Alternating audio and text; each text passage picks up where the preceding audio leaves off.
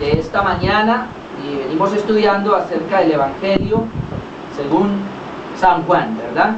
Vamos a mirar el tema número 6. Ya entramos al tema número 6 y confiando en Dios salimos ya del capítulo 1 de Juan.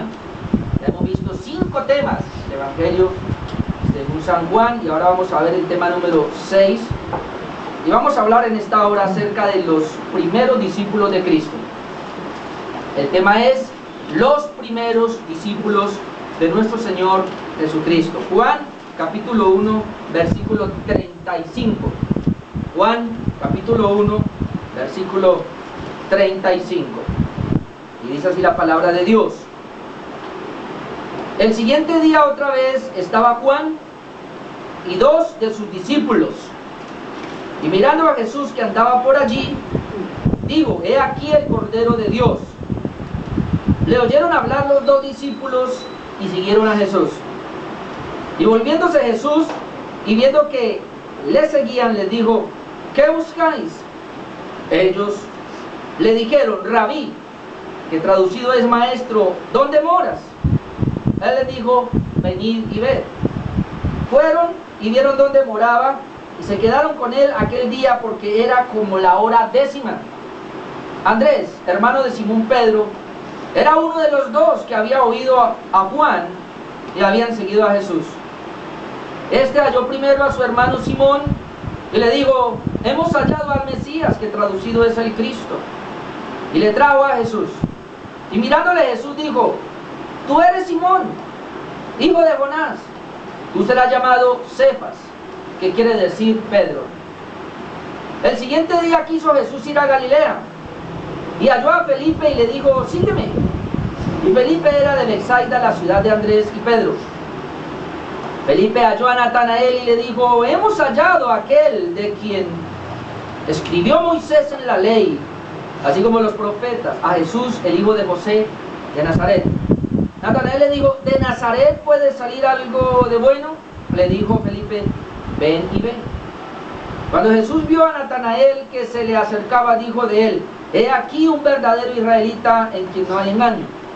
Le dijo Natanael, ¿de dónde me conoce? Respondió Jesús y le dijo, antes que Felipe te llamara, cuando estabas debajo de la higuera te vi. Respondió Natanael y le dijo, Rabí, tú eres el Hijo de Dios, tú eres el Rey de Israel. Respondió Jesús y le dijo, porque te dije, te vi debajo de la higuera, ¿crees? Cosas mayores que estas verás.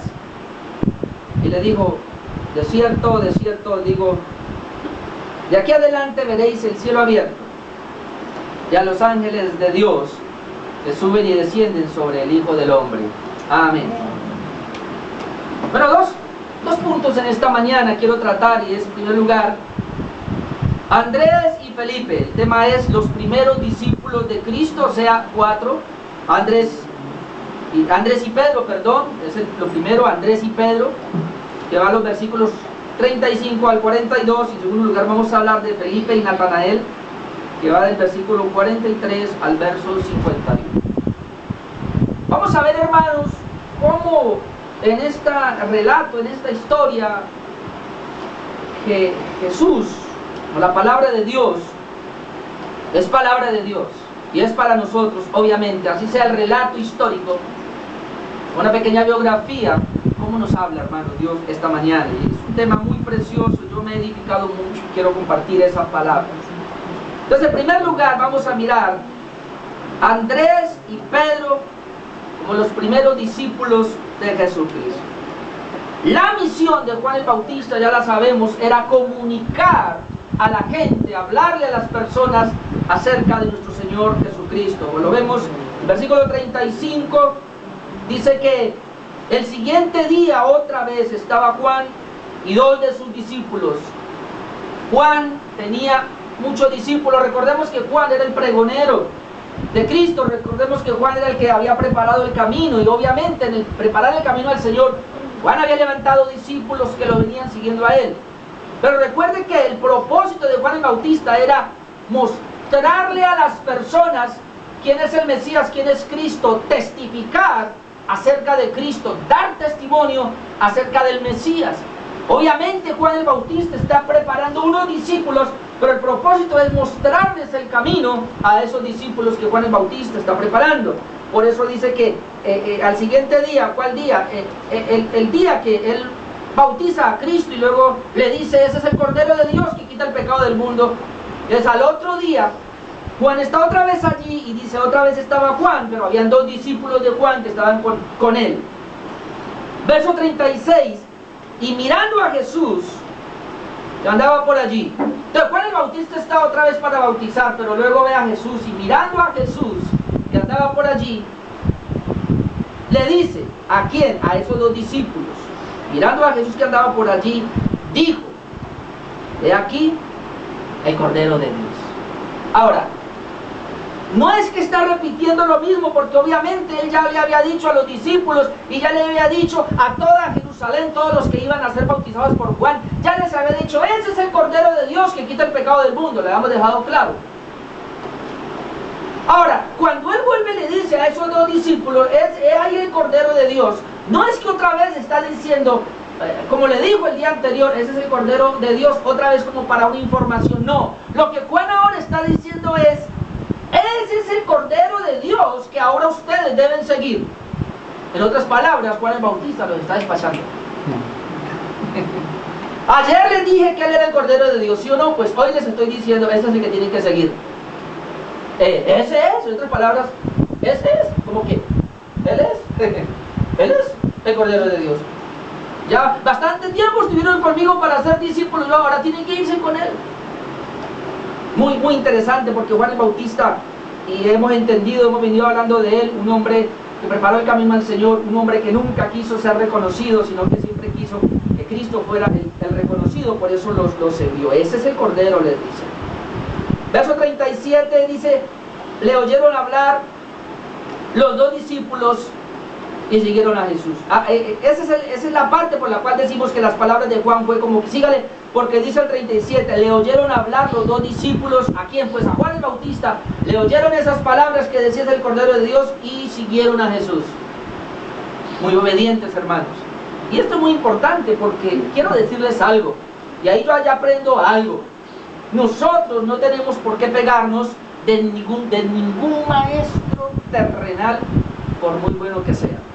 Juan el Bautista fue un tremendo maestro, y obviamente, y ellos, uno ve que los discípulos aquí no se mezclaron emocionalmente, no. Mucha gente se mezcla y emotivamente con su pastor o con su maestro. Por eso, aunque el maestro o el pastor esté torcido, ellos siguen ahí.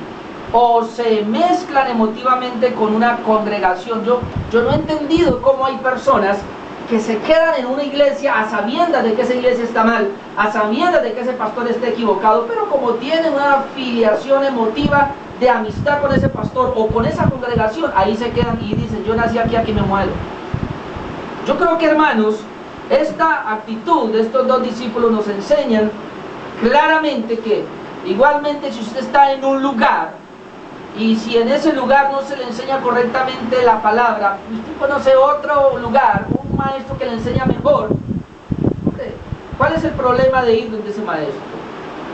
Entonces eso es lo que yo estoy notando aquí. Juan Bautista, un tremendo maestro, les enseñó correctamente el Mesías, obviamente que sí, pero cuando aparece Cristo, que es el maestro por excelencia y está allí, Juan el Bautista dice, sígale, y ellos no, se ve que no están mezclados emotivamente con Juan, sino que sencillamente le siguen, porque el propósito aquí es la vida espiritual, amén. Y era mucho mejor que estos discípulos siguieran al maestro, que es Jesucristo, porque ese era el propósito también. Suéltelo, déjelo ir. Yo le estoy pidiendo a Dios que me ayude así. Yo les amo mucho a ustedes, pero sí, llega un momento donde ustedes ven que en otro lugar es mejor, ningún problema. Les doy un besito y se van. Amén. Siempre y cuando sea para su edificación, siempre y cuando sea porque Dios lo llama a cumplir el propósito de Dios, el plan de Dios. Eso es lo más importante. Amén. Entonces, qué precioso eso. Ahora, la palabra discípulo, porque necesitamos manejar es aprendiz. un aprendiz, y es alguien que tenía un maestro. Entonces, estos dos tenían a Juan como maestro y ellos estaban aprendiendo, pero ahora, cuando toman a Cristo y se hacen discípulos de Cristo, obviamente, ellos están aceptando a Cristo como el maestro. Dice que le siguieron, verso 37, habíamos leído, le oyeron hablar los dos discípulos y siguieron a Jesús. Esa palabra que siguieron a Jesús, hermanos, muy importante, esa palabra siguieron a Jesús, lo que está diciendo es que se hicieron discípulos de Jesús. O sea, aceptaron que Jesús era el Cristo, aceptaron que Jesús era el maestro y se hicieron sus discípulos. Eso es lo que quiere decir. Porque el seguir a Jesús hoy día es diferente. Como yo decía el miércoles, muchas personas siguen a Jesucristo solamente como para el que me libre del infierno, ¿no? Solamente como para ver si me prospera, me sana, me ayuda a algo. Pues ese no es el objetivo. Seguir a Cristo, hermanos, es para nosotros ser aprendices de Él, ser discípulos de Él. De hecho, la Biblia dice que Jesucristo vino a buscar discípulos. Tanto hombres como mujeres debemos hacernos discípulos de Cristo. ¿Qué quiere decir? Él es mi maestro. Él es el que me enseña y yo soy su aprendiz que aprendo para obedecerle. Amén. Un discípulo aprende para obedecer, para someterse.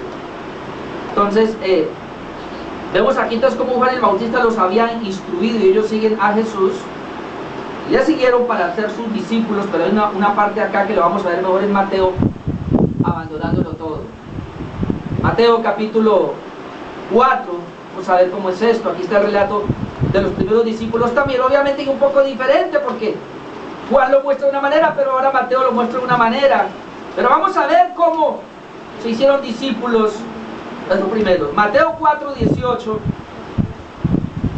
Andando Jesús junto al mar de Galilea, vio a dos hermanos, Simón llamado Pedro y Andrés su hermano, que echaban la red en el mar porque eran pescadores.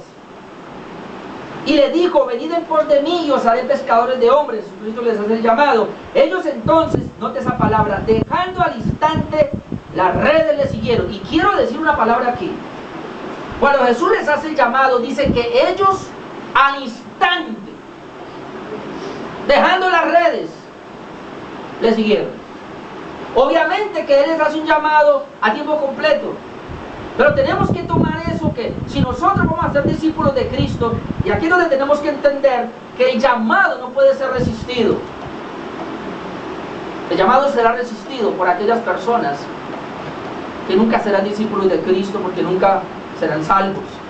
Pero una persona que ha sido elegida por Dios, una persona que verdaderamente va a caminar con Dios, cuando el Señor le hace el llamado, ir al instante, esa persona le sigue. Pero no solamente le sigue al instante, dice aquí que dejando al instante las redes le siguieron.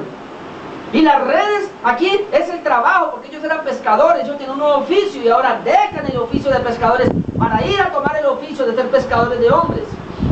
Y pudiéramos decir, hermanos, que las personas que han sido llamados por Dios a seguirle, al instante dejan su vida antigua. Amén. Ahora, cuando digo al instante dejan su vida antigua, no quiero decir con eso que ya son perfectos y son santos, pero lo que quiero decir es que al instante van a seguirle. Tan pronto reciben el llamado de Dios, se les abren los ojos y se dan cuenta que Cristo es el Maestro, se dan cuenta que Cristo es el Señor, el Salvador de sus vidas, al instante le van a seguir. Y entonces, en la medida que el Maestro les está enseñando, ellos van a ir dejando sus cosas del pasado. Y el Maestro les sigue enseñando y van dejando las cosas del pasado. Pero lo que quiero ratificar aquí es que al instante les siguen y se van a aprender. Son aprendices. Amén. Por eso en las iglesias tenemos muchos aprendices. Y seguiremos siendo aprendices, personas que van entrando porque al instante dejaron el mundo. Y hermanos, en este asunto, yo quiero ser tajante en esto, no hay que rogarle a nadie. Ni hay que insistirle tampoco demasiado. Eso es lo que voy a tratar de mostrarles en este pasaje. Sonará un poco fuerte, pero eso es. Ahora vamos a mirar cómo fue que... vamos en el 18 apenas.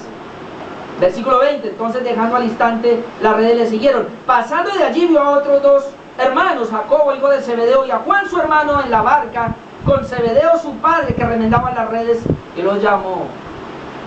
Cuando los llama, dice el verso 22, y ellos, dejando al instante la barca, y a su padre le siguieron. Aquí ya es más fuerte, porque dejaron la barca, pero también dejaron a su padre. Y recuerde que Jesús dice que si alguno quiere venir en pos de mí, tiene inclusive que abandonar a su padre, a su madre, a sus hijos y todo eso. Abandonar no en el sentido de dejarlos, sino abandonar la condición que ellos tienen espiritual por buscar la condición de Dios. Amén. ¿Cómo yo abandono a la gente, familia mía? Los abandono, y aún los abandono, hasta físicamente, pero los abandono en la primera instancia, en el sentido de que ya no comparto lo que ellos comparten, sino que ahora yo voy a compartir la vida de Cristo, la enseñanza de Cristo. Obviamente que yo me voy a relacionar con ellos ya no es lo mismo, porque es muy difícil, porque si yo voy a ir con mi familia, pero encuentro que mi familia hace cosas que no le agradan a Dios y eso me va a afectar a mí, pues entonces prefiero más bien no estar con ellos y estar más bien con mi familia, que es la iglesia, amén, la familia de Dios. Pero la Biblia sí habla tajantemente de un abandono, y eso lo vamos a ir mirando de estos discípulos, que es muy precioso. Pero vamos a mirar Mateo 19:28, que también nos habla. 19:28.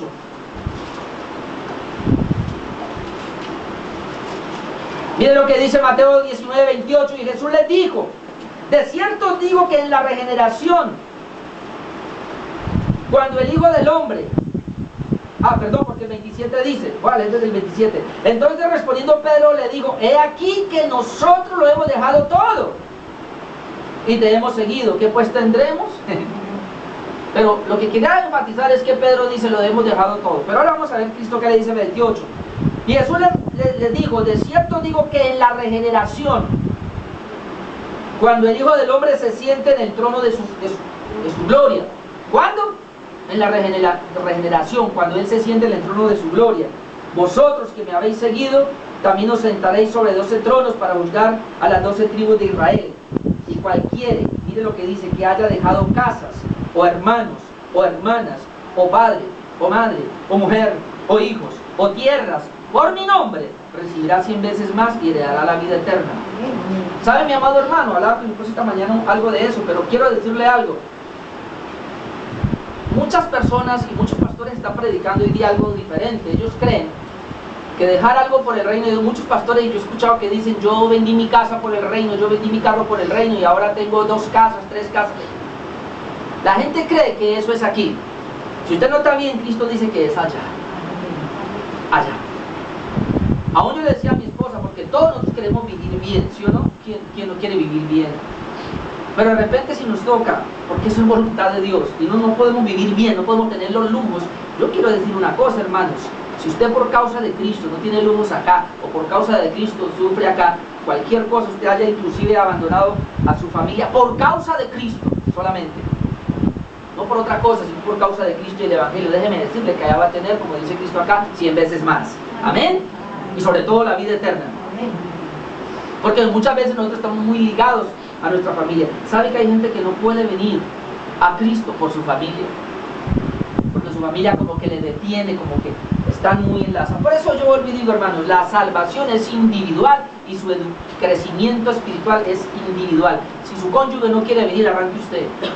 Eso le dije hace poco a una señora: si su cónyuge no quiere venir, arranque usted. Le digo que arrancó, pero no arrancó con el cónyuge porque no vino. Oh, Satán, sí. Vamos a Juan otra vez, donde estamos, y vamos a ver otro punto acá de Andrés y Pedro, y es que su encuentro con Jesús fue un poco tímido. Versículo 38, recuerden que estamos hablando Juan 1, ahora 38, dice que ellos se están desprendiendo de Juan el Bautista, ahora se están llegando a Jesús para seguirle, pero son un poco tímidos. Dice el versículo 37 que, y le oyeron hablar los 2 discípulos y siguieron a Jesús, pero miren cómo le siguen. Verso 38, y volviéndose Jesús y viendo que le seguían, o sea, eso nos da a entender que ellos abandonan a Juan el Bautista, siguen a Jesús pero con timidez, como así de lejitos, y Jesús iba y Jesús iba y ellos como de lejitos. Ahora, dice que Jesús, volviéndose Jesús y viendo que le seguían, les dijo: ¿qué buscáis? Ellos le dijeron: Rabí, traducido el maestro, ¿dónde moras? Claro, ellos no contestan la pregunta que les hacen. Cuando ellos van como tímidamente detrás de Jesús, porque ya ellos quieren entrar a donde Jesucristo para que Él sea el maestro, Jesús se voltea. Él ya sabía, obviamente, pero se voltea y les dice: ¿qué buscáis? ¿Sabe, hermanos? Esa pregunta caló mucho en mi corazón, porque yo pensaba, es la misma pregunta que el Señor nos hace hoy. Cuando una persona quiere buscar a Dios y va detrás de Él, lo primero que el Señor le va a preguntar es lo mismo: ¿qué busca?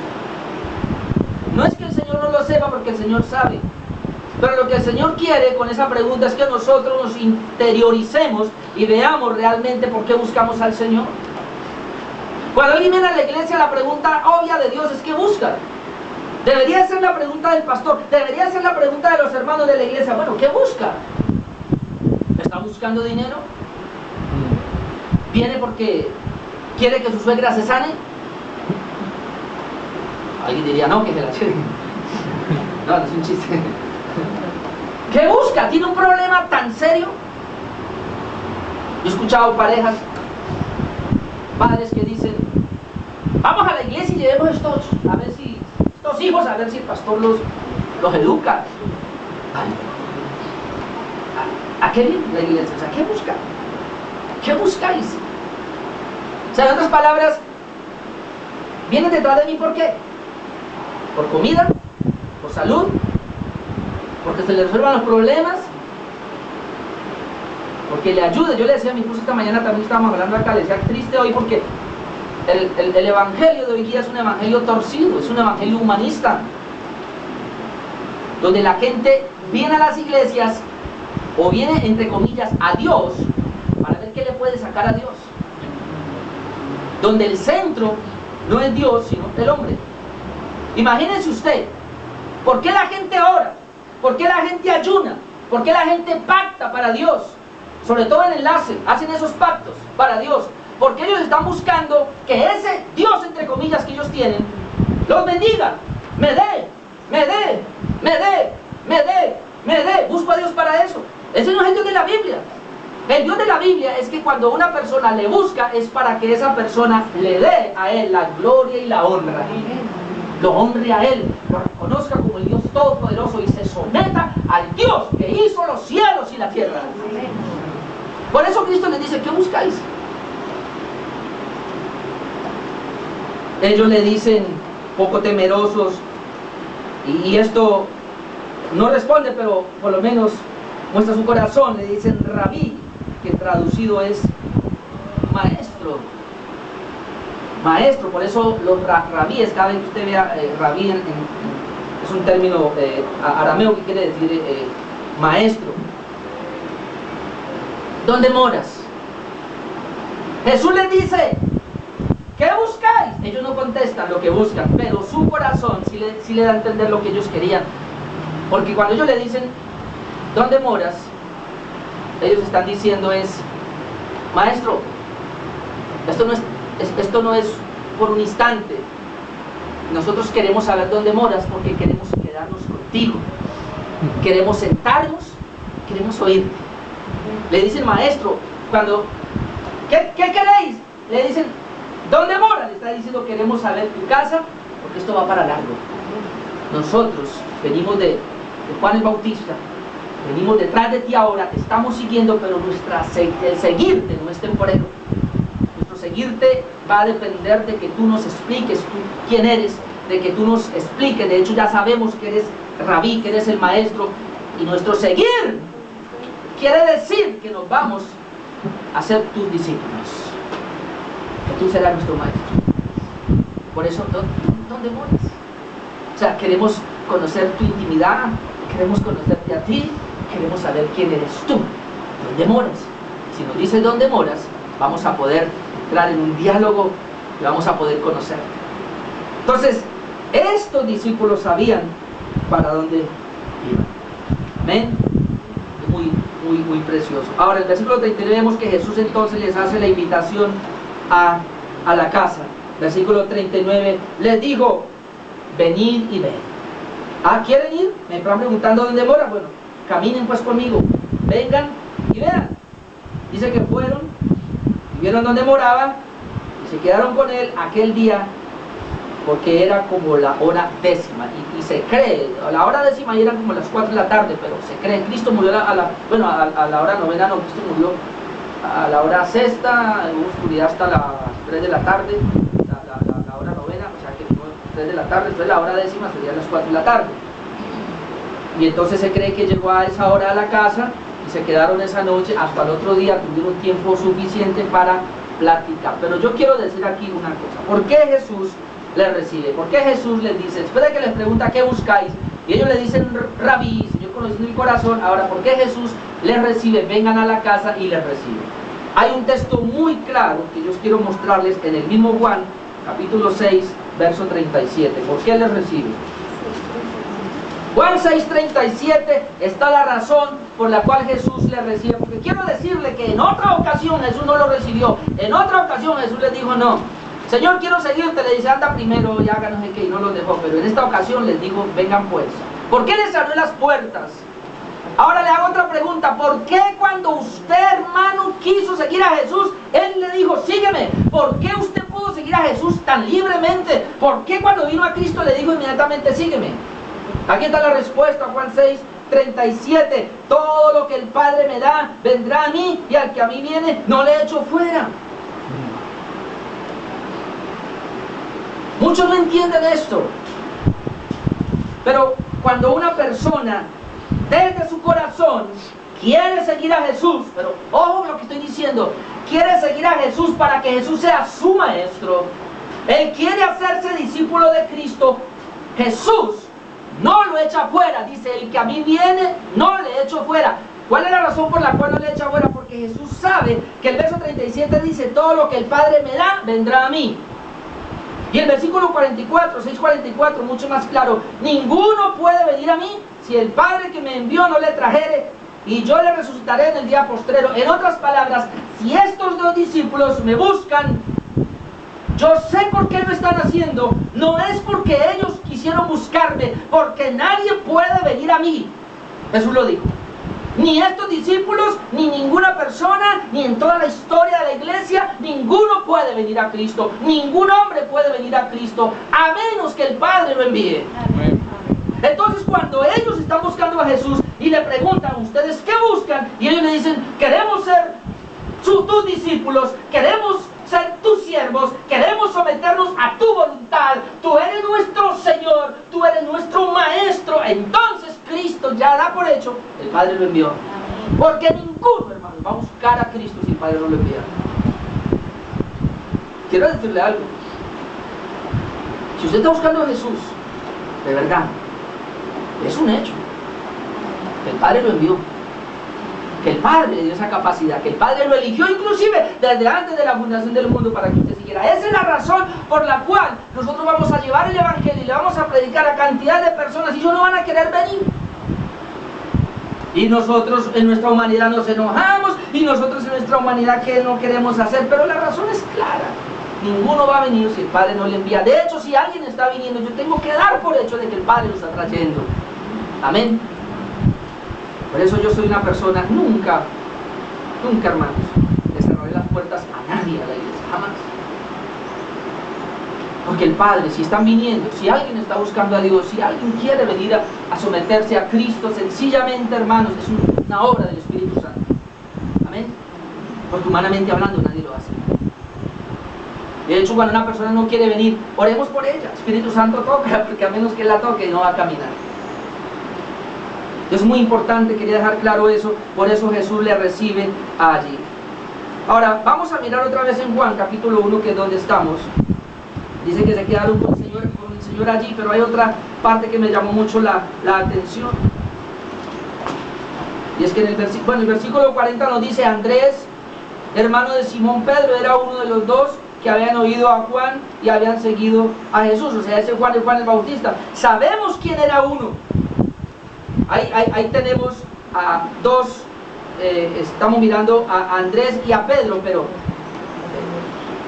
pero antes de esos dos primeros discípulos solamente sabemos el nombre de uno. Andrés, hermano de Simón Pedro, era uno de los dos que habían oído a Juan y habían seguido a Jesús. ¿Y quién es el otro? No sabemos. Sabemos que es Andrés uno, porque a Andrés ahorita trae a Pedro, que no lo hemos visto todavía, pero bueno, es Andrés, pero se cree, y la mayoría de los teólogos, estudiosos de la Biblia, están de acuerdo que ese otro es el amado del Señor, o sea, Juan el apóstol, quien está escribiendo. Porque Juan el apóstol es el escritor de este evangelio, y nunca Él se va a aparecer allí porque Él no quiere mencionarse, Él quiere estar como escondido. Él no quiere dar su nombre. Por eso usted nunca va a encontrar en el Evangelio de Juan que aparece por allí como que está saliendo mucho. Escasamente más adelante aparece como aquel que se recostaba a Jesús, pero no más, el amado del Señor, pero no más, su nombre no aparece como identificándose. Él quiere estar escondido. Entonces se cree que esos dos primeros discípulos es Andrés y Juan, el escritor precisamente de este Evangelio. Ahora sí vamos a ver el otro discípulo. Andrés ya vimos a uno, pero vamos a ver el otro, que es precisamente Pedro. Y en esta parte vamos a mirar la misión de Andrés. La misión de Andrés, hermanos, es la misma misión de Juan el Bautista y es la misma misión de nosotros, y es traer personas a Jesús. ¿Cómo le parece? Mire el versículo, y aquí está el versículo 41 y 42, y vamos a quedarnos un ratico. Dice, otra vez, voy a leer desde el 40. Andrés, hermano de Simón Pedro. Ahora, todavía no ha aparecido Simón Pedro, solamente que Juan el apóstol habla de Simón Pedro, porque siempre que va a hablar de Andrés, siempre habla de Simón Pedro, porque Simón Pedro era el más reconocido, y obviamente ese Simón Pedro reconocido era el hermano de Andrés. Andrés no era tan popular, el nombre de Andrés no es tan popular, pero el de Simón Pedro sí. Entonces por eso aquí Juan el apóstol escribe este evangelio, dice Andrés. ¿Quién era Andrés? Él era hermano de Simón Pedro. Ahora vamos a ver quién era Simón Pedro. Entonces dice que este Andrés, verso 41, halló primero a su hermano Simón. Me llama la atención halló primero, porque parece ser que es el primero al cual le comparte, pero hay más personas a las cuales Andrés le sigue compartiendo. Pero dice aquí que él halló primero su hermano Simón y le dijo, hemos hallado al Mesías, que traducido es el Cristo. Recuerde que Mesías es la misma palabra para Cristo, pero traduce ungido. Hemos hallado al ungido de Dios, hemos hallado al Mesías. ¿Quién es el Mesías? El Cristo, el ungido de Dios. ¿Quién es ese? El Salvador del mundo. Lo hemos hallado, le dice Andrés, y le trajo a Jesús. Verso 42. Otra vez, verso 41. Este halló primero a su hermano Simón y le dijo, hemos hallado al Mesías. ¿Qué quiere decir esto? Que Andrés estaba ya convencido, que Andrés estaba seguro que Jesucristo era el Mesías. ¿Cómo se dio cuenta? Bueno, porque Juan el Bautista le mostró, Él es el Cordero de Dios que quita el pecado del mundo. Al otro día, Él es el Cordero, váyase, y Él se va. Le siguen, pero cuando se quedan esa noche, o esa tarde y esa noche con Jesús, obviamente que se le ratifica. ¿Por qué yo pienso eso? Recuerde que Juan dijo, hay muchas cosas que hizo Jesús que no quedaron escritas acá. Entonces ya uno intuye, ¿sí o no? Que esa noche hablaron mucho.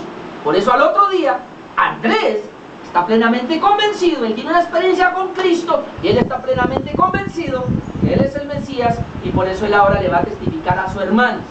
Hay algo que necesitamos nosotros tener, de la persuasión de que Cristo es mi Salvador, de que Cristo es mi Señor. Pues cuando yo tengo esa persuasión, yo puedo entonces comenzar a hablar de Él, y eso es lo que hace aquí Andrés. Va y le habla a su hermano Simón, y dice el verso 42, y le trajo a Jesús. Ahora, antes de seguir, quiero enfatizar esto. La misión de Andrés es hablar de Cristo y traerlos a Jesús. La misión de nosotros es hablar a los demás de Cristo y traerlos a Jesús. Amén. Por eso la misión suya como iglesia es hablarles a los demás, que hay una campaña acá, vamos a predicarla sobre el infierno y traerlos para que conozcan de Jesús. Amén. Esa es nuestra misión, hablar a las personas y traerlos a Jesús. Ahora vamos con el 42. Dice que le trajo a Jesús, y mirándole Jesús. Esto es tremendo. Es la primera vez, hermanos, que Simón Pedro va a tener el primer contacto con Jesús. Él ya sabía, ya su hermano le dijo, ese es Cristo, y Pedro en su ímpetu, él es muy impetuoso, me imagino que con muchas preguntas, muchos interrogantes, él se va, Jesús ya le conoce, pero cuando viene, Jesús se queda mirándole a los ojos. Le penetra la mirada, lo mira hasta el fondo. Es esa mirada cautivadora que nos enamora de Cristo, hermanos. Digámoslo, lo fichó. Y Jesús se queda mirándolo. Esa palabra mirándolo traduce mejor mirándole fijamente y mirándole a Jesús, dijo, yo no sé si lo señaló, pero dice, tú eres Simón, hijo de Jonás, tú serás llamado Cefas. Tú serás llamado Cefas. ¿Qué quiere decir? Pedro. Y aquí, hermanos, hay unas definiciones de unos nombres que yo quiero traer a colación acá. Obviamente, y conocemos nosotros que Pedro llegó a ser el gran apóstol, que Pedro recibió la llave de Cristo para abrir el reino de los cielos y predicarle a los judíos, y que Pedro, después del Pentecostés, se predica tremendos sermones y convierte una cantidad de gente. Sabemos que Pedro fue el que dijo, tú eres el Cristo, el Hijo del Dios viviente. Sabemos que Pedro, hermanos, quiso seguir a Jesús hasta el último momento. Sabemos que Pedro, hermanos, Jesucristo confió mucho en este ministerio. Y por eso hizo un ministerio tremendo. Pero ¿quién era Pedro? Cuando el Señor lo ve que viene y lo mira fijamente, inmediatamente ya él sabe quién es. Y le descubre su corazón y lo primero que le dice es, tú eres Simón, hijo de Jonás. Eso eres tú. Ahora, el asunto es que la palabra Simón es una palabra que se traduce, su significado más o menos es como caña movida por el viento. Como una palmera. ¿Alguien ha conocido una palmera en la costa pacífica? Hay palmeras que cuando ventea fuerte casi que se acuestan, ¿sí o no? El viento. A veces están derechitas y el viento sopla fuerte. Cristo le dice, listo, ya sabes quién soy yo, ahora te voy a decir quién eres tú. Tú eres Simón. Tú eres una caña movida por el viento. O sea, tú no tienes firmeza. Hasta aquí, tu vida ha sido una vida inestable. Como dice Santiago, vamos a mirar un momentico. Santiago 1:8. ¿Quién era Simón? Santiago 1:8. El hombre de doble ánimo es inconstante en todos sus caminos. El hombre de doble ánimo. El miércoles veíamos que esa palabra ánimo viene de la palabra ánima. Y esa palabra ánima es alma. Internamente hay gente que es de doble ánimo, de doble alma. ¿Qué quiere decir? Son inestables. Hoy día piensan una cosa, mañana piensan otra. Hoy día se mueven con este ímpetu, mañana se mueven con el otro. O sea, depende cómo sople el viento. Por eso la caña es que cuando el viento sopla de este lugar, ella se inclina hacia allá. Cuando el viento sopla del otro, se inclina hacia el otro. Eso eres tú, Simón. Tú eres una caña movida por el viento. Tú caminas de acuerdo a las circunstancias. Y sabe que eso no es bueno. Porque entonces cuando viene la palabra de Dios, la toma y la cree hoy. Pero cuando viene aparentemente la dificultad, entonces abandona la palabra. De hecho ya lo mostró, ¿se acuerda? Jesús, si eres tú, manda que yo vaya. Venga pues, en ese ímpetu él se va en la palabra y camina en las aguas. Pero cuando ve las circunstancias, se olvida la palabra del Señor y se queda con las circunstancias y se hunde. Ese es Simón. Simón es aquel que le puede decir a Cristo, Señor, si todos te abandonan, yo soy el último, yo no te abandonaré. Pero cuando llega la circunstancia difícil y una criada le pregunta, ¿tú eres de ellos? Dice que maldice y dice, yo no conozco a ese Señor, y sale corriendo. Simón es ese tipo de personas que bajo cualquier circunstancia, hermanos, abandonan y deja todo tirado. Simón es aquel que dice, como hoy amaneció siendo bueno, hoy es domingo para la iglesia, pero el día que medio está como lloviendo, unas llovinitas que cayeron esta mañana, yo me echo la cobija y no voy a ir al culto porque está haciendo frío. Ese es Simón, doble ánimo. ¿Y acaso nosotros no somos Simones? Pero yo quiero decirle algo, Simón es esa vida vieja. Simón ese es Simón. Ahora, lo interesante de este texto es que dice el versículo 42, y le trajo a Jesús, y mirándole a Jesús le dice, tú eres Simón, hijo de Jonás. O sea, tu descendencia es igual. Tú serás llamado Cefas. Le cambió el nombre. O sea, yo sé, tú eres Simón. pero tú serás llamado Cefas. Ahora, la misma Biblia, el mismo apóstol Juan quiere indicar qué es eso, qué es Cefas. Tú serás llamado Cefas, y pone entre paréntesis que quiere decir Pedro. ¿Por qué? Porque él está hablando, parece ser que Juan conocía mucho el arameo, y él entonces, la palabra Cefas es una palabra aramea que quiere decir roca, pero en griego es Pedro, que quiere decir roca. Por eso le dice, tú serás llamado Cefas, o sea, tú serás llamado ¿qué? Roca. Esa es la palabra aramea. Cefas es el mismo que roca, pero en griego es Pedro. Tú serás llamado Pedro, que significa roca, lo mismo. Ahora mire el contraste, digámoslo de esa manera, que está haciendo Jesús. Lo ve y le dice, tú eres una caña movida por el viento, pero tú serás llamado roca. O sea, tú eres un inestable, pero ahora tú vas a ser alguien estable. Ahora, lo tremendo es que no le dice inmediatamente tú eres, sino que le dice tú serás llamado. ¿Por qué? Porque en el transcurso del tiempo tú vas a llegar a ser una roca. Al punto que cuando seas lleno del Espíritu Santo, eso yo lo estoy diciendo porque ya lo sé en la Biblia, al punto que cuando seas lleno del Espíritu Santo, tú vas a predicar y vas a tener la capacidad para decirle, ustedes judíos crucificaron a Jesús, ¿y qué si le tiran piedra? ¿Qué importa? Yo sufro por la causa de Cristo. ¿Y qué si lo llevan a la prisión? ¿Y qué importa? ¿Y qué si tiene que morir en el martirio? ¿Y qué importa? Hermanos, después de Pentecostés usted puede ver a Pedro como esa roca. Ahora, ¿por qué roca? ¿Por qué será llamado roca? Porque la Biblia dice, y Pedro mismo escribe, yo no sé si fue por esto, pero Pedro mismo escribe, nosotros somos rocas también, rocas vivas. Él es la roca inconmovible, Él es la roca viva, pero nosotros también somos piedras vivas, somos rocas vivas. Ahora, ¿qué quiere decir ese traslado de ese nombre de ser Simón a ser Pedro? ¿Sabe de qué nos está hablando? Un proceso de transformación. Una vez que Simón sea regenerado, una vez que Simón tenga el nuevo nacimiento, él comenzará a ver una vida completamente diferente, transformada por la gracia de Dios. Es lo que el Señor hace con todos aquellos hermanos que venimos a Jesús. Todos los que seguimos a Jesús, hermanos, venimos como Simón. Y el Señor nos va a cambiar en rocas, que Él es la roca eterna y nosotros somos piedras vivas o rocas vivas en su presencia. Quiere decir que somos tan inestables, pero el Señor nos hace firmes. El Señor nos ahora permite que tengamos una madurez, permite que tengamos una firmeza, al punto que el Señor dijo, el que persevere hasta el fin, ese será salvo. Porque es un Cefas, porque es un Pedro, porque es una roca. Amén. Eso es lo que Él está tratando de decirle. Y qué precioso esto, hermanos.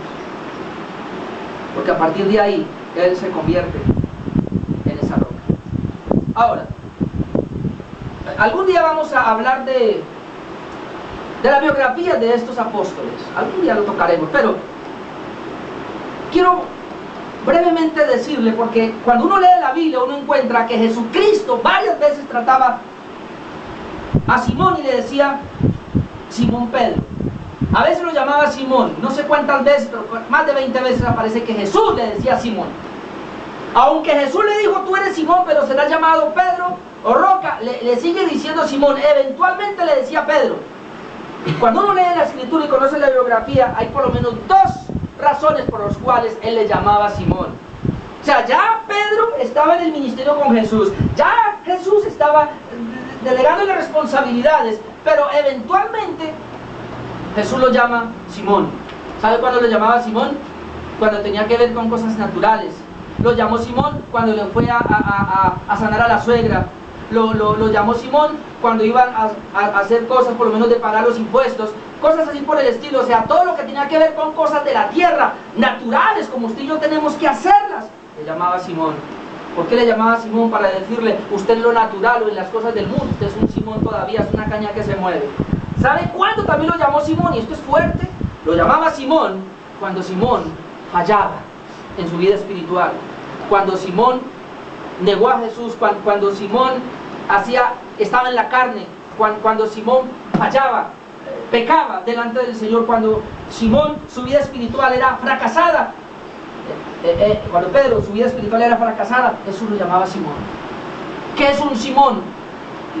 y no se me enoje, pero pudiéramos decir eso, que nosotros, hermanos, somos Simoncitos cuando nos centramos tanto en lo natural, ¿sí? Cuando lo natural o lo de aquí abajo cobra tanta importancia que dejamos a un lado la vida espiritual. ¿Y por qué? Porque estoy ocupado en lo mío, porque estoy haciéndole aquí, porque estoy haciéndole allá. Entonces somos Simoncitos, inestables. También somos Simón y lo más fuerte cuando cedemos a la tentación, cuando caemos en ciertos pecados vergonzosos, cuando la vida espiritual no está caminando en nosotros, somos Simones. Y el Señor tiene que decir, usted es un Simoncito. Pero cuando lo llamaba Pedro, lo llamaba roca, cuando él estaba caminando en pos de Jesús y hacía la voluntad de Cristo, ahí era roca.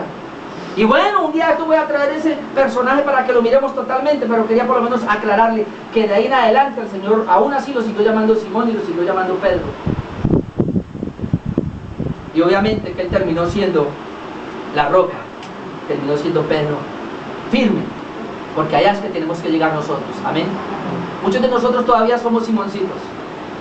A veces se ve como que somos Pedrito, por ahí la roca, pero a veces otra vez estamos en Simón. No, hermano, tenemos que aprender a coger estabilidad. Amén.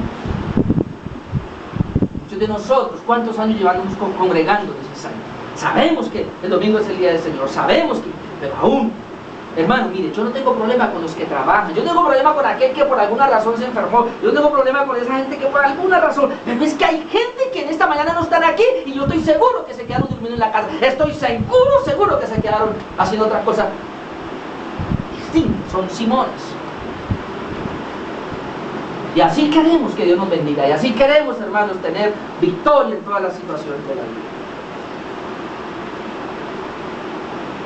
15 minutos me quedan, poco menos, para hablar del segundo punto. El primer punto, Andrés y Pedro. El otro vamos más rápido. Felipe y Natanael. Felipe y Natanael ahora. Jesús llama a Felipe directamente. Verso 43. Y halló a Felipe y le dijo, sígueme. Ahora entendamos que Jesús conoce todas las cosas. Ahora vamos a ver qué pasó, pero conoce todo. Le dice, sígueme, porque él ya sabía que él estaba dispuesto a seguirle, porque el Padre ya le había enviado y Jesús lo sabía. Por eso se encuentra con Felipe y le dice, sígueme, verso 44, y Felipe era de Betsaida, la ciudad de Andrés y de Pedro. Parece que Felipe se conocían, ellos cuatro se conocían, y ya vimos en el otro contexto que muchos eran amigos conocidos. Ahora Felipe inmediatamente se hace un discípulo. ¿Sabe qué significa la palabra Felipe? Hoy no está Felipe aquí, el hijo de Marley, pero no sé, pero Felipe traduce amante de los caballos. Felipe va a tener muchos caballos, ¿verdad? ¿Sabe que la palabra caballo, inclusive la palabra caballos en el Antiguo Testamento, que tiene muchos caballos, habla de mucha fuerza, de mucho poder, de mucha autoridad? No sabemos si era riquito el hombre, pero él le gustaban mucho los caballos. Eso es lo que traduce Felipe. Vamos a ver, Felipe. ¿Qué hizo Felipe? Felipe hace lo mismo que Andrés. Versículo 45, lo mismo que Andrés. O sea, Cristo llama a Felipe, sígueme, y él inmediatamente le sigue, se hace discípulo, lo mismo. Pero dice ahora el verso 45, Felipe halló a Natanael y le dijo, hemos hallado a aquel de quien escribió Moisés en la ley, así como los profetas, a Jesús, el hijo de José de Nazaret.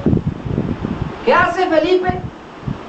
Busca a Natanael, y cuando encuentra a Natanael, en otras palabras le dice, hemos hallado al Mesías. Esas palabras que aparecen ahí son para decirle, hemos hallado al Mesías, porque le dice, hemos hallado a aquel de quien escribió Moisés.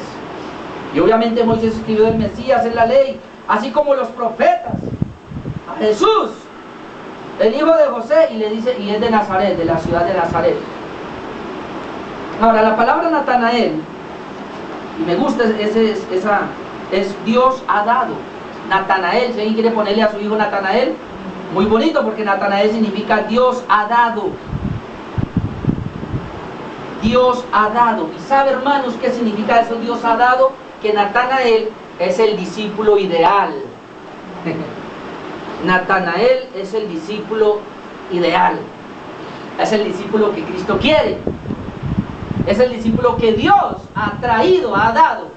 Ya dijimos, si alguien viene a Cristo porque Dios lo envió, pero Natanael significa el discípulo que Dios ha dado. Obviamente obviamente que Natanael solamente aparece en Juan, porque los otros evangelios ya no es Natanael, sino Bartolomé. Es el mismo Bartolomé. Usted no encuentra en la lista de los otros evangelios a Natanael, usted encuentra a Bartolomé, que es el mismo. Pero aquí se le llama Natanael, yo creo, por lo que el evangelista quiere mostrar que es un discípulo ideal y que es el discípulo al cual Dios ha traído y que es el discípulo que Dios quiere que seamos de esa manera. En el versículo 46 vamos a ver a ese Natanael la sinceridad de por qué era un discípulo ideal. Vamos a ver cuáles eran las características. Cuando Felipe le dice: hemos hallado a aquel de quien escribió Moisés, y le dice: y él es de Nazaret. Natanael, verso 46, le dice: ¿de Nazaret puede salir algo de bueno? Felipe no le contesta, solo le dice: ven y ve, compruébalo tú. Ahora, ¿por qué Natanael habla de esa manera? Bueno, primero, Natanael es muy honesto y muy sincero. Y recuerde que Natanael es el discípulo ideal. Y Natanael sabía, muchas ciudades sabían que eran famosas, inclusive en el Antiguo Testamento aparecen, pero Nazaret no aparece en el Antiguo Pacto. En el Antiguo Testamento no aparece Nazaret. De hecho, Nazaret es una ciudad muy chica. De hecho, Nazaret pertenece a otra región, no fuera de Galilea. Entonces, ¿qué pasa? Como este era de otra región, parece ser que en ese entonces había choque entre ciudades. Entonces, es como decir, yo no sé, pero como ¿qué ciudad podemos decirlo? ¿Cuál será la ciudad rival de los países, de los caleños? ¿Los paisas será? De Medellín. Más o menos es la idea, de allá. O sea, no me gusta esa ciudad, ¿no? O alguno, de Pasto, ¿no? Por decir algo. No. O sea, más o menos es una forma despectiva, ¿no? O sea, de esta ciudad tan insignificante puede salir algo bueno. O sea, él es tan sincero que él está diciendo su apreciación. Pero él está diciendo: si usted me habla de que él es el Mesías, ¿cómo así que el Mesías venga de esa? Yo no lo puedo creer, pero sin embargo está aceptando que él es el Mesías. Ahora vamos a ver la descripción que Jesús hace de Natanael. Cuando él dice: ¿puede salir algo bueno? ¿Qué le dice Felipe? Pues ven y ve. O sea, compruébalo. Hermanos, esto es muy importante y tenemos que decirle a la gente así, cuando alguien esté dudando: ven y lo comprueba. Porque, hermanos, la gente no se va a convencer muchas veces por lo que nosotros decimos, sino que la gente misma, cuando la gente entra y comienza a caminar con Cristo, se va a dar cuenta quién es. Amén. Y cada uno debe comprobarlo por sí. Amén. Esto no es cuento. O sea, mucha gente escucha y puede repeler las palabras y puede oponerse y lo que sea, pero cuando esta persona, entonces invitémosla a experimente. Y estoy seguro que cuando alguien se mete verdaderamente bajo los pies de Jesucristo a seguirle a Él y experimenta, Él lo va a comprobar. Amén. Y eso es lo que quería hacer en este caso a Felipe con Natanael. Venga y compruébelo. Ahora mire a Jesucristo, versículo 47. Cuando Jesús vio a Natanael que se le acercaba, dijo de él: he aquí un verdadero israelita en quien no hay engaño. Mire cómo Jesús no lo había visto, pero cuando lo ve venir, le dice: he aquí un verdadero israelita en quien no hay engaño. Ahora, ¿por qué le dice israelita? ¿A dónde me está llevando? ¿De dónde viene Israel? ¿Quién fue el primero que se llamó Israel? Jacob. Y mire el contraste que hace. ¿Quién era Jacob? Un engañador. Un tramposo. En un sentido, un hipócrita. Ese fue Jacob, que el Señor le pone el nombre de Israel. Pero cuando él dice: he aquí un verdadero israelita, le está diciendo: a diferencia de Jacob y de Israel, este es verdadero. No alcanzo a ir allá, pero hermanos, pero en Romanos 2, 28, 29, usted lee que dice el apóstol Pablo: el verdadero israelita no es el que lo es externamente, como que viene del pueblo de Israel, sino aquel que lo es en el interior, de corazón. El que ha sido circuncidado, no con la mano, no naturalmente, sino el que fue circuncidado en el corazón. Ese es el verdadero israelita. Entonces, un israelita verdadero, como el Señor ve a Natanael: tú eres un verdadero israelita en el cual no hay engaño, es aquel que lo es desde el corazón. Amén. Entonces Jesucristo lo ve del corazón y no necesita venir a decir: mire, yo vengo de allá, de tal escuela, de tal iglesia, me recomienda tal pastor, me recomienda tal fulano. No, necesitamos la recomendación del que nos conoce. Que la aprobación sea lo que el Señor pueda decir de nosotros y que Él diga hoy: ¿somos verdaderos cristianos? ¿Será que el Señor puede decir de nosotros, he aquí un verdadero creyente, he aquí un verdadero cristiano? Porque el Señor nos conoce, amados hermanos. Amén. Y el Señor le dice eso a Natanael: este es un verdadero israelita en el cual no hay engaño. ¿Cómo le contesta ahora? Versículo 48 le dijo Natanael: ¿de dónde me conoces? Se aterra porque ¿cómo? Un verdadero israelita en el cual no hay engaño. Obviamente que él sabía que él procuraba no mentir, no engañar. Pues, ¿y de dónde me conoces, Señor? Porque estás diciendo algo que es muy privado, que es muy mío. Pero ¿de dónde me conoces, Señor? Para que diga esas palabras. Verso 48 le dijo Natanael: ¿de dónde me conoces? Respondió Jesús y le dijo: antes que Felipe te llamara. O sea que el Señor ya vio y se dio cuenta cuando Felipe le llamó. Cuando estabas debajo de la higuera te vi. Antes que Felipe te llamara, cuando estabas debajo de la higuera te vi.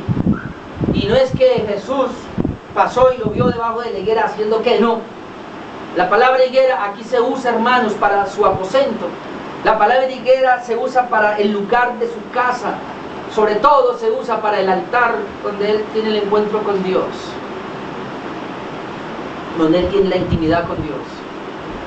Y aquí nos está mostrando la omnisciencia de Cristo, y nos está mostrando que Jesucristo es omnisciente. Tan es así, hermanos, que el mismo Juan, pero capítulo 2, versículo 24, leemos esto: pero Jesús mismo no se fiaba de ellos porque conocía a todos y no tenía necesidad de que nadie le diese testimonio del hombre, pues él sabía lo que había en el hombre. Jesucristo sabía que había en el hombre, que cuando ve a Natanael venir, él sabe quién es Natanael y le dice: antes que te llamara, porque yo vi cuando Felipe te llamó, antes de que te llamara, te vi debajo de la higuera, o sea, te vi en la intimidad con mi Padre, te vi haciendo el devocional, te vi leyendo la palabra, te vi cómo amabas la escritura, te vi cómo llevabas una vida espiritual, te vi. ¿Sabe, mis amados? Dios hoy puede pararse aquí y puede decirnos a nosotros: esta semana te vi cuando estaba debajo de la higuera, te vi cuando me buscabas con esa ansiedad de conocerme. O puede decir: esta semana no te vi debajo de la higuera. Pero Jesús está mostrando acá su autoridad. Ahora, cuando él le dice esas palabras, mire la reacción de Natanael, versículo 49. Respondió Natanael y le dijo: Rabí, tú eres el Hijo de Dios, tú eres el Rey de Israel. Tres cosas. En primera instancia le dice Rabí, otra vez maestro. Le está diciendo: yo me voy a poner bajo tu maestría, o sea, me voy a poner bajo tu enseñanza, bajo tus órdenes. Yo voy a ser tu discípulo a partir de ahora, le dice Rabí. En segundo lugar, ¿qué le dice? Tú eres el Hijo de Dios. Lo reconoce como el Dios Todopoderoso. Cristo, sí, tú eres el Hijo de Dios. Tú eres el Verbo eterno. En el principio era el Verbo era con Dios. Ese eres tú. Pero en segundo lugar, en tercer lugar le dice: y tú eres el Rey de Israel. Mire esas palabras tan tremendas. ¿Cómo le dice Cristo? He aquí un verdadero israelita. ¿Cómo le contesta a él? Tú eres el Rey de Israel. O sea, si yo soy un verdadero israelita, tú eres mi rey. ¿Sí o no? Porque si yo soy israelita y tú eres el Rey de Israel, y yo soy israelita, tú eres mi rey. No solamente lo acepto como su maestro, sino como el Dios Todopoderoso, el Todo Soberano, sino que lo acepta ahora como el Rey de su propia vida. ¿Qué quiere decir? Yo soy un súbdito. Manda que yo obedezco, ordena que yo te sigo, y que hay que hacer que yo lo hago. Eso es cómo se somete de esa manera. Cuando él dice eso y se somete de esa manera, versículo 50, ¿cómo Jesús le responde? Le responde a Jesús y le dice: porque te dije, te vi debajo de la higuera, ¿crees? O sea, Cristo está afirmando que éste creyó. Ahora sé que crees. ¿Y por qué crees? Porque te dije que te vi debajo de la higuera. ¿Crees? Pues le voy a decir una cosa: cosas mayores que estas verás. ¿Y cuáles son las cosas mayores que estas? Pues que a partir de ahora vas a ver al Hijo del Hombre haciendo señales como la que vamos a ver dentro de 8 días, la primera señal de cómo el Señor convierte el agua en vino. Y luego va a seguir mostrándole un poco de señales. Creo que son 7 señales que muestra Juan. pero en total son 37 señales en todos los evangelios que Jesucristo hace. Y entonces esas son las cosas mayores que vas a ver a partir de ahora. Pero le dice algo más, porque necesito terminar. Versículo 51 le dice algo más, y le dijo: de cierto os digo, de aquí adelante veréis el cielo abierto y a los ángeles de Dios que suben y descienden sobre el Hijo del Hombre. Hay mucho que decir ahí, pero ya no alcanzo. Pero quiero decirle, y es lo más importante que quiero tratar en ese punto, que hay muchas cosas. Pero él le dice, bueno, vas a ver más cosas, pero algo más, no solamente usted, sino todos lo van a comenzar a ver. Lo primero, de aquí en adelante van a ver los cielos abiertos. ¿Por qué? Porque en el antiguo pacto el cielo se cerraba. Hermanos, en el antiguo pacto el cielo abierto o cerrado dependía del hombre. Cuando los judíos buscaban a Dios, el cielo se les abría. Quiere decir que la bendición de Dios venía sobre ellos. Cuando ellos dejaban de buscar a Dios y se descarriaban, el cielo se les cerraba, se ponía de bronce. Así de que uno puede ver en el Antiguo Testamento cielo cerrado, cielo abierto, cielo cerrado, cielo abierto. Pero cuando Jesús viene a esta tierra y se hace bautizar, dice que el cielo se abrió. Y a partir de ahí, hermanos, el cielo ya no se cierra. Esas oraciones que hace la gente hoy día, esos falsos apóstoles y profetas que hay por todo el mundo, diciendo que el Señor, que se abran los cielos y que vamos a abrir los cielos y que todo eso es una mentira. El cielo se abrió cuando Jesucristo es bautizado.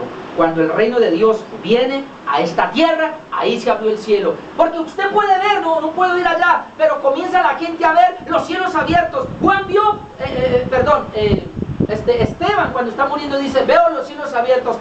Todo el tiempo se ve que los cielos están abiertos. ¿Qué es los cielos abiertos? Y le voy a indicar qué es cielos abiertos para nosotros. En el Antiguo Testamento, cielos abiertos era que la bendición de Dios venía sobre ellos, económicamente, materialmente, en éxito también. Pero en los cielos abiertos para nosotros implica algo, hermanos. Cielos abiertos para nosotros implica que el cielo o la nube se quitó y que a partir de ahora tú y yo vamos a poder ver a Dios, vamos a poder conocer la revelación del Padre. Vamos a tener sensibilidad espiritual porque el Señor nos ha regenerado a nosotros. Cielos abiertos para nosotros es que vamos a poder comprender ahora quién es Dios. Vamos a poder ver las Escrituras y vamos a tener la iluminación. No todo el mundo va a ver eso. Los creyentes caminamos con cielos abiertos. Constantemente el Señor nos revela. Usted viene a este lugar y usted ve la exposición de la palabra y usted puede comprender algo porque tiene cielos abiertos. El que no tiene cielos abiertos, hermanos, su entendimiento no pilla nada de la Escritura. Se le predica y no entiende nada. Como yo sé que soy salvo, porque tengo cielos abiertos. Juan 3:3, rapidito, ahí lo podemos ver. Juan 3:3, respondiendo Jesús le dijo, de cierto te digo, que el que no nació de nuevo, no puede ver el reino de Dios. Cielos abiertos es poder ver el reino de Dios. Es poder ver el reino de Dios. Cada día, hermanos, los cielos se nos abren más. Ya están abiertos, pero se nos van a abrir más. Y es como Dios comienza a darnos a nosotros la revelación quién es Cristo. Amén. Eso es caminar con cielos abiertos. Y a los ángeles de Dios que suben y descienden sobre él, obviamente está hablando en Génesis 28 cuando Jacob tuvo, porque está hablando de Israel, cuando Jacob tuvo la visión de que vio cielos, ángeles que subían y bajaban. Pero algo más, está hablando desde el Hijo, porque dice que descienden sobre el Hijo del Hombre. Y note la expresión el Hijo del Hombre. ¿Qué quiere decir la palabra Hijo del Hombre? Que este es el eterno Dios que se hizo hombre. Dios se encarnó. A eso se refiere el Hijo del Hombre. El Hijo del Hombre aparece en Daniel, aparece también por allá, hablando de que el mismo Dios tomó forma humana. Es la encarnación de Dios. El hecho de que Dios mismo tomó forma humana, a eso se refiere la expresión el Hijo del Hombre. En otras palabras, el Hijo del Hombre implica que es el único que puede conectar al humano con lo divino. ¿Ven? Él es Jesucristo. Veréis los cielos abiertos y veréis al Hijo del Hombre. ¿Qué quiere decir eso? Que veréis que Jesucristo es el único Dios, el único mediador entre Dios y los hombres. Que no hay otro nombre bajo el cielo dado a los hombres en que podamos ser salvos, solamente Jesucristo. Él es el Hijo del Hombre. Entonces, esto fue así rapidito lo que pudimos ver hoy con estos primeros discípulos de nuestro Señor Jesucristo. Póngase de pie, mi amado hermano. Vamos a orar y dejamos ahí en esta hora.